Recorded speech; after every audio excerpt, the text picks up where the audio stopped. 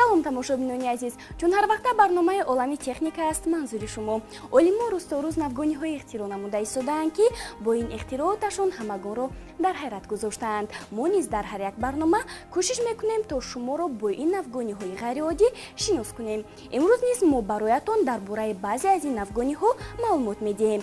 акнун биёед бо сархати барнома шинос мешавем. навгонии мазкур ба таври сенсорӣ ба кор дароварда мешавад. ин навгонӣ аз дигар мошинҳо фарқ мекунад. мутахассисон навъи пойафзолӣ ихтироъ намудаанд. ин навгонӣ барои бо тартиби муайян ҷойгир шудани нуқилҳо пешбинӣ шудааст.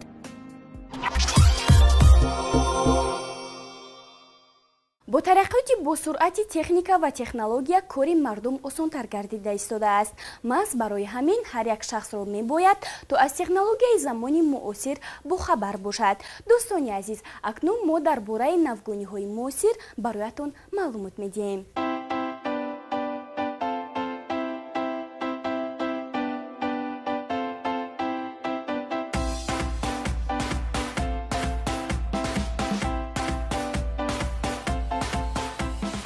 олимон навгонии ниҳоят аҷибе ихтироъ намудаанд ки ба фикрам имрӯзҳо ҳамагон аз он зиёд истифода мебаранд.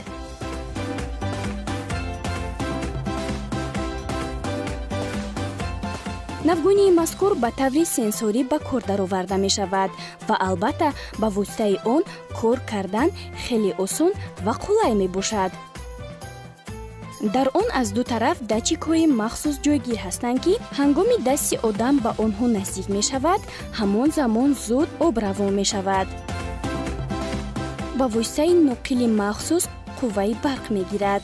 инчунин дар он чароғакҳои махсусе мавҷуд ҳастанд ки дар вақтҳои набудани қувваи барқ рӯшанӣ медиҳанд.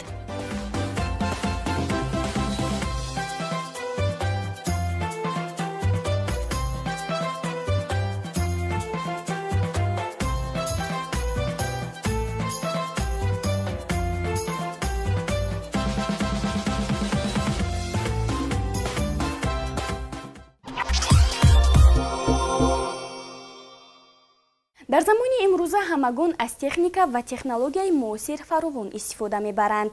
технологияи замони имрӯза то андозае тараққӣ кардааст ки мо ҳатто тасаввур ҳам карда наметавонем ки дар оянда олимон чӣ гуна навгониҳо ихтироъ мекунанду бо ин ихтироъоташон ҳамагонро дар ҳайрат мегузоранд. олимон боз навъи автомобиле ихтироъ намудаанд ки он метавонад муддати дароз дар фазо парвоз кунад. ин навгонӣ аз дигар мошинҳо фарқ мекунад. мошини мазкур дар як соат 90 километр роҳ тай мекунад. албатта бо ин суръат танҳо дар ҳаво парвоз карда метавонад, вале дар замин бошад 160 километр роҳ тай мекунад. он бо дизайни махсусе сохта шудааст ки олимон онро яке аз зеботарин автомобил мешуморанд. дар он танҳо ду ҷои нишаст аст. мутахассисон дар оянда ният доранд ки дар дохилаш ҷои нишастро зиёдтар кунанд ва мошини мазкур ҳамчун автомобили мусофирбар ба одамон хизмат кунад.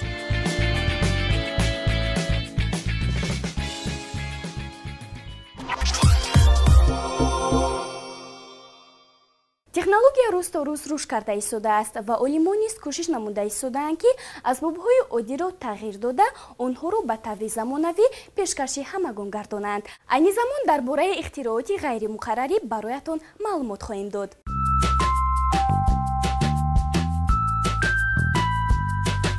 мутахассисон навъи пойафзолӣ ихтироъ намудаанд.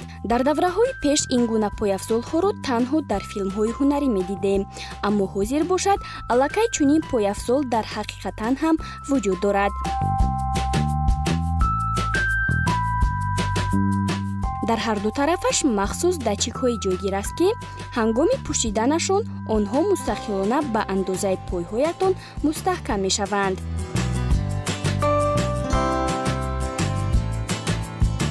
навгунии мазкур аз матои махсусе сохта шудааст ки хеле мустаҳкам мебошад. ин пойафзолҳоро шумо метавонед ба тамоми ҷой бо худ бубаред. ҳатто дар рӯзҳои боронӣ низ ба дохилашон об ворид намешавад.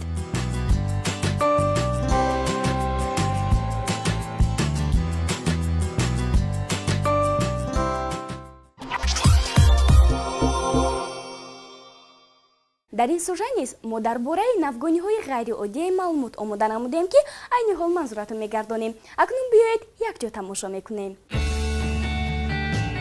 ин навгонӣ барои бо тартиби муайян ҷойгир шудани нуқилҳо пешбинӣ шудааст. дар он метавонед нуқили телефон, планшет, телевизор ва дигар таҷҳизотҳоро ба тартиби муайян ҷой диҳед. ба воситаи ин навгонӣ нуқилҳои нодаркор шуморо дигар ташвиш нахоҳанд дод. инчунин он дар дохили хона низ ҷои зиёдро намегирад.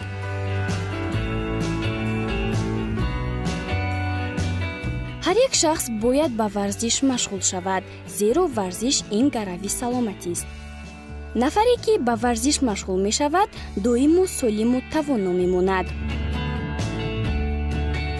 олимон навгонӣ ихтироъ намудаанд ки барои тамрин пешбинӣ шудааст. ба воситаи ин таҷҳизот тамоми мушакҳои бадан боқувват мешаванд.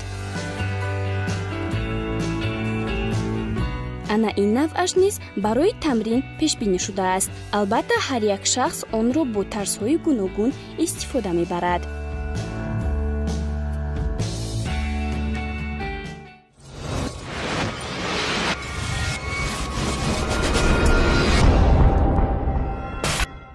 бинандагони гиромӣ, ин буд барномаи имрӯзаи олами техника ки айни ҳол аз телевизиони Баҳористон манзуратон гардонидем. хайр, то барномаҳои навбатӣ тансиҳату хонаобод бошед.